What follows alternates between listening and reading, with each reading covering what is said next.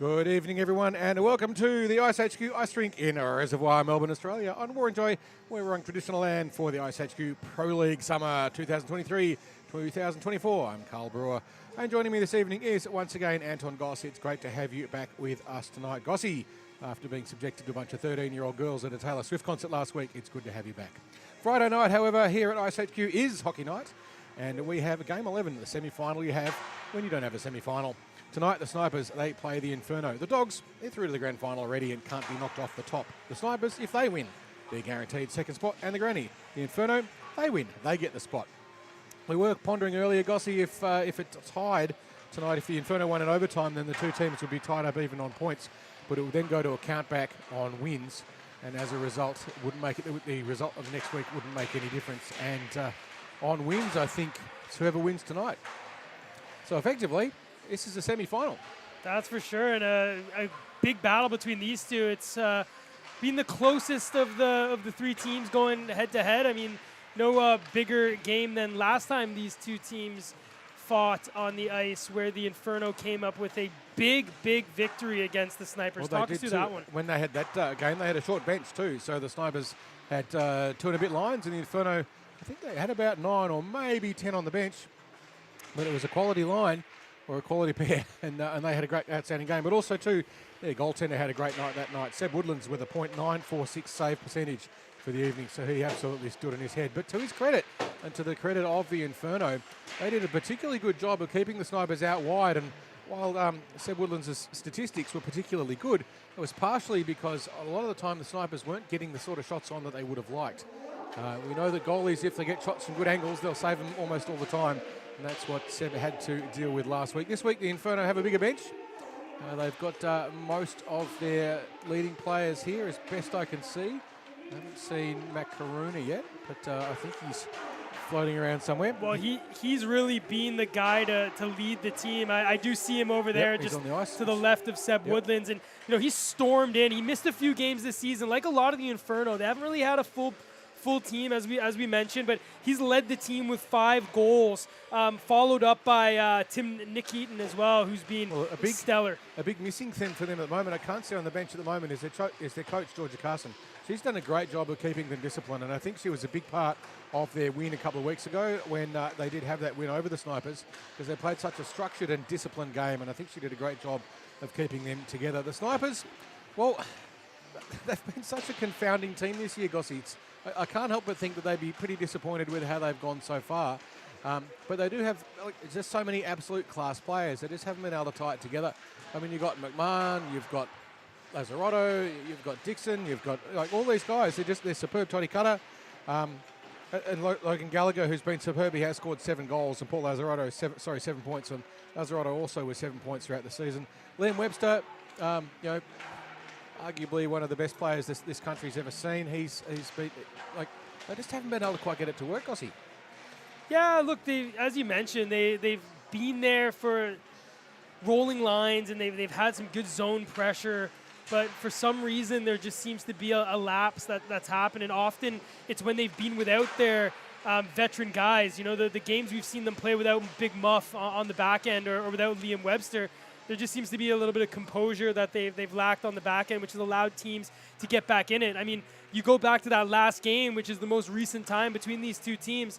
It looked like they were in control early in that game, and there was a power play opportunity for the Snipers, and I believe it was Laki Sinkata. He had the puck in the corner, and he went to do the long stretch pass, picked off by Matt Corona, shorthanded goal, ties the game, and from there it just explodes. That, Gossy, I think that's really been the story of the Snipers this season. They've made some very poor plays out of defence that have just given away opportunity after opportunity, and as a result, you know, they score a fair few goals, but it's not enough if you're leaking like a sieve defensively and making poor decisions. So if they can tie that down, if they can sort out the decision-making out of their players out of defence, I think they're a much better option.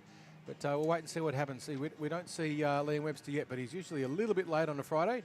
Maybe he's still getting changed. I haven't seen him yet, but if he's there, that'll make a massive difference to the Snipers. It is a proxy semi-final tonight. Winner of this game is through to the grand final on Friday what date is that one again? Friday the 8th. So next week's round, regardless of what happens tonight, will effectively be a dead rubber. That doesn't mean it'll be a dead game. The Dogs don't like losing And whoever's in it, if it's the Inferno, will be their chance to salvage some pride.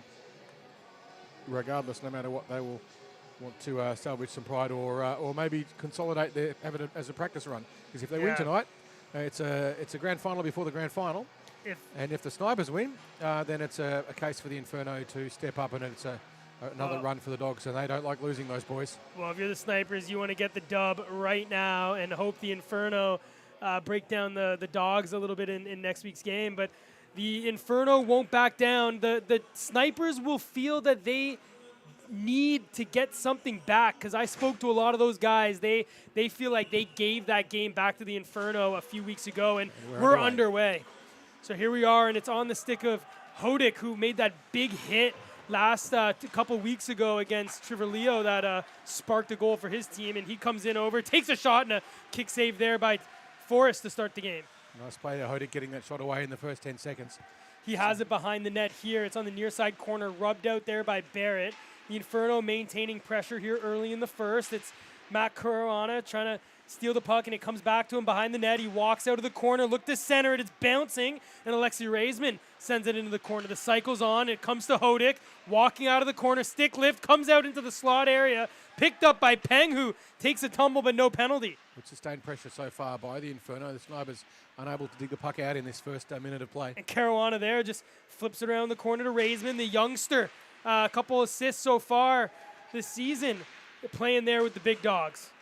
Here's Kikuchi coming in, and that's Dean Klomp back on the ice for the Inferno. Great to see him back on the team. Big addition here for the Inferno as they fight for their place in the grand final. It was a good poke check there by Klomp too. That broke up that rush by the Snipers. It looked dangerous for a moment. They had four on the move. Stretch pass there for Klomp by Nikitin, goes all the way on net of Forrest, and out comes big Michael McMahon. On the stick of Cutter as the Snipers enter the zone. Takes it behind the net, slides it in front, but no one home, and now it will be Tim Nikitin who will take it out into the neutral zone for the the Inferno. Abs was well positioned there. The Snipers just couldn't quite get the puck to him. Back onto the stick of Nikitin. He's in alone in the corner. It's knocked away by Flack. Snipers regain it in the zone and send that out into the neutral zone now. Winston with a nice play up the boards. Just ready. He was under a bit of pressure, so he just dumped the puck deep. Sport himself a little bit of time. McMahon now dealing with the puck for the Snipers. And we do see now Liam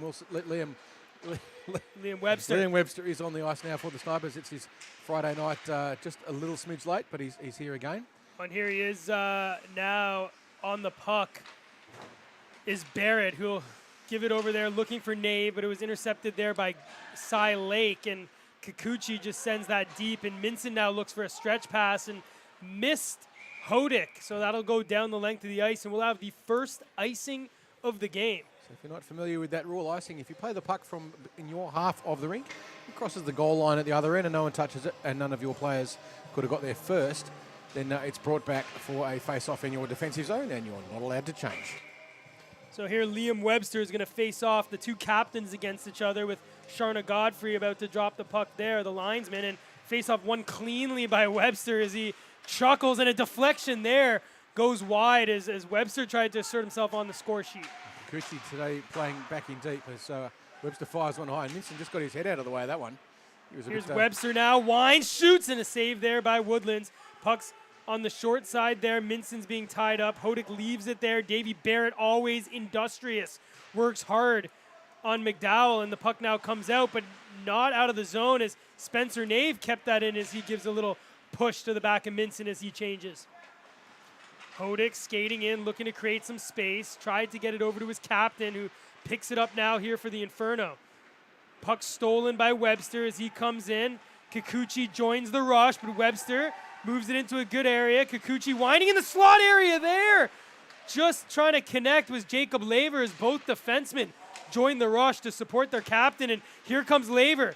Sends it up to Kikuchi. Big hit laid there by Drake on Laver. Drake just stood his ground and Laver ran into him and bounced straight off. It's the strength of Drake. We know about that. We've seen him before. Puck cleared all the way down and hands waved off for icing, as first back will be Michael McDowell for the Snipers. Nice timing on the change for the Inferno. They get fresh legs. Michael McDowell just let that slide a little bit in front of him, and Matt Nikitin was able to pick that up. Nikitin sends it forward. It's flicked high, little bouncer onto net, and Tommy Forrest steers that into the corner. And Andrew with a good rush there. He timed that move well. Puck's up now to the point. Keisha's going to keep that in, just throw it on, and save there by Forrest. Behind the net of the Inferno. It's on the stick right now of Harris Ananda. He's got no goal so far this season. Looking for his first here in the second last game for the Inferno. Flack pushed forward, and Nikitin gets hit hard there by Apps. And now here comes Matt Nikitin the other way. He was in a little bit of a fisticuff a couple of weeks ago. If you remember, it was him and Bennett that battled in the corner, and Mark Farello lacerated his finger trying to break those two apart. Tommy Forrest there with a good save. Interesting to see how deep the Snipers are collapsing in deep in defence. They've got all their players right down below the face-off circles. They're good at setting up. But when they do that, sometimes it pulls the Inferno defence in close, which does set them up for a good counter-attack if they can get that happening. In particular, Logan Gallagher will be looking to sneak out behind that defensive press if he can do it. Well, it's early here on the score sheet on the clock, but shots are 5-0 for the Inferno as the Snipers yet to test the goaltender. Puck sent forward looking for Webster, but Keisha springs Caruana the other way. He's got Raisman behind him. Caruana gets sandwiched between Laver and Kikuchi. Minson there was with a key poke check. That broke up that attack. It was a 2-on-1 for the Snipers. Minson timed his move perfectly. Raisman tumbles in front. Webster has it on his stick for the Snipers. It now comes out into the neutral zone, and Casey Minson, with all the time and space in the world right now, puts his head up as he looks for a stretch.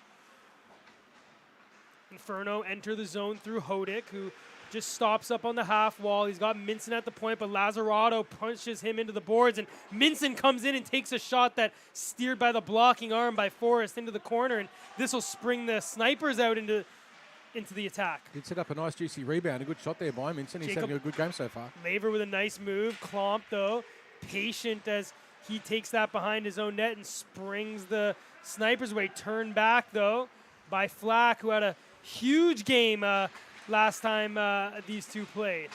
Flack now has it. He's with speed, coming in on Drake. Finds a lane in front. Klomp comes in to support, and a poke check by the goaltender Woodlands. Stop that attack. Flack, though, gets it again, centering there for Cutter.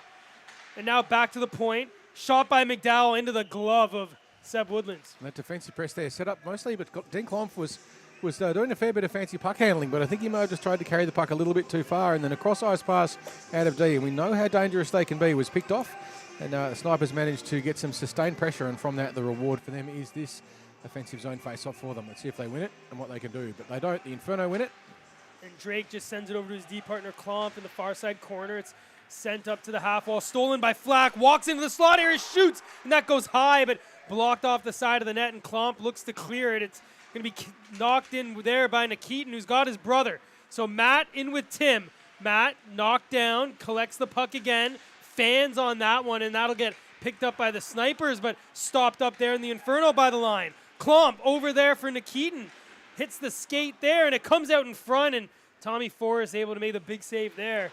For a couple of seconds there, I don't think anyone quite knew where that puck was. It was loose in the slot, but the Inferno didn't have anyone quite there to pounce on it. McMahon had lost sight of it. Well, Klomp activates and looked to center that back to the point for Drake, but it just went out into the neutral zone, so he's forced to have his teammates tag up.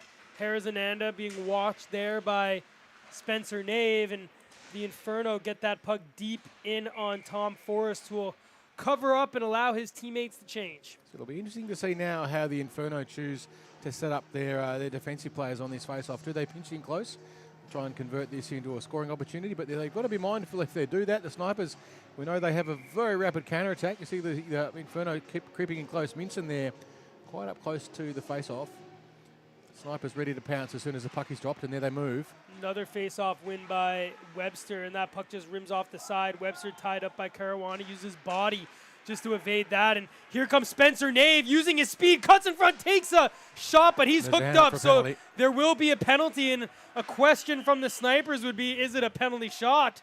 But I think not. And that's that classic counterattack from that defensive zone face-off. You can see just how quickly it can happen, Gossie. Check this out on the CCM All-Out replay. Nave uses his speed just to cut in front of Minson, and Minson just a little hack on the arms, and he'll sit for 2 or less as the Snipers enter their first power play Let's see if of what the game. happens here with Liam Webster. Does he win it back to McMahon, who'll play it across to Kikuchi? We'll see how that one pans out. He wins it, not cleanly. Does get back there to McMahon, and as he read it over to Kikuchi. So Kikuchi walks in now. Webster takes his spot at the point. It does get to Webster, who plays catch there with Kikuchi. Webster will walk out, send it right back down to the Japanese international over there, and Flack just bobbled that one, and Klomp will be able to get that out for the Inferno, and instead just regroups over to Keisha to kill a few more precious seconds off this power play here for the Snipers. Risky play there by Klomp. It was he got away with it, I'd say, that time, but it was a risky play. Great pass there by Webster and dropped there by Apps in his Kikuchi. Nice hands. Hooked up there as pressuring back was Caruana, but Webster winds, shoots, and a great stick save there by Woodlands. Beautiful save, Woodlands. Webster in the perfect place for that shot. McMahon over to Webster. Webster back over to Apps. Starting to get a little bit of zone pressure. McMahon with a shot and a deflection wide.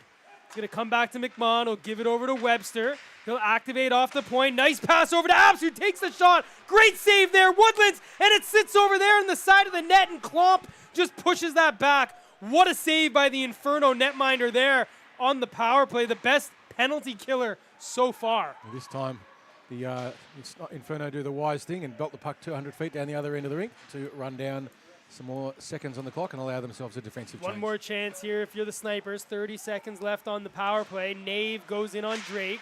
Drake hits that off the glass, kept in by McMahon. Lazzarato now has it, sent it over to the open wing, and McDowell hadn't activated there, and that's going to force the Snipers back into their zone and kill some more precious seconds off this power play. A pretty good kill so far. Barrett, however... Lazzarato, though, comes in and a hack there by Drake, and the stick snaps in half, so evidence there of the slash, and the Snipers will go down to a 5-on-3 power play for the drop of the puck, and then Casey Minson will come out and we'll go back to 5-on-4. It won't last for very long, will it? But it was been, so far, a pretty effective penalty kill there. The Inferno did dump it down the other end that time, but they'll be on very shortly. We've got just a few seconds to go on the first penalty. We added some great offensive pressure there where they were able to move the puck around with Webster and McMahon on the point, and a couple big saves by Woodlands. If the Inferno can win this one, watch them to lead the pass out to the player coming in from the face-off. Well, they lost it, and it comes back to Laver. Laver's going to whine, just fake that shot as Keisha came up. Minson's back on the ice, so there's 4 defensemen here on the ice now for the Inferno. It's back to Laver, who walks in, takes a shot off the shoulder there of Woodlands, and collected by Keisha, which rims off the stick of Lazzarato and into the netting. So we'll have a face-off here to the right. Inferno won't be worried about that. The clock keeps ticking, and that's what they want at the moment. They want the clock to run down on these penalties so that they can... it's not stop time at the moment. The clock will just keep on ticking. So every one of these seconds going past reduces the amount of penalty killing that they will have to do.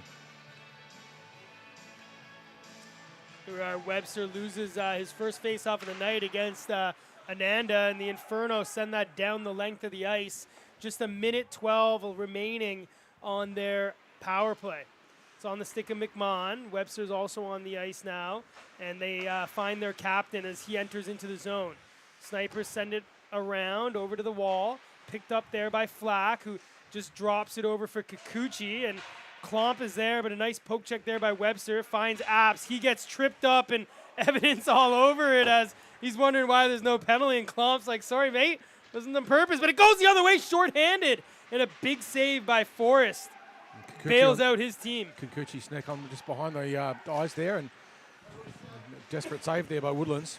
That was a smart play there by Woodlands. If you go back to last season, there was a similar play where Webster actually came in and scored. So he wasn't going to have the same mistake twice. Yeah, Kikuchi did a great piece of play, just sort of sneaking across out of everyone's vision.